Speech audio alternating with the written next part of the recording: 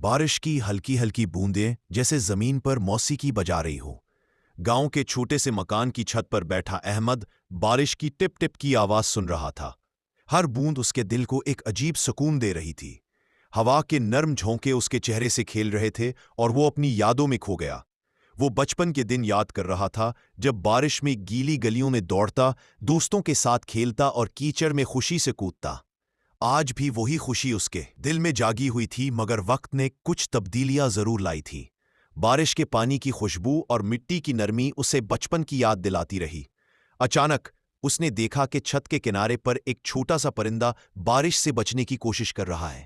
احمد نے اسے اٹھایا اور اپنے ہاتھوں میں گرمائش دی۔ بارش کی بوندیں اس کی ہتھیلیوں پر پڑ کر چھوٹے چھوٹے موتیوں کی طرح چمک رہی تھیں۔ بارش کی ہر بوند احمد کے دل میں ایک کہانی بن رہی تھی، ایک امید، ایک سکون اور ایک یاد کی۔ وہ جان گیا کہ بارش صرف پانی نہیں بلکہ یادیں، خوشیاں اور محبت کا پیغام بھی لے کر آتی ہے۔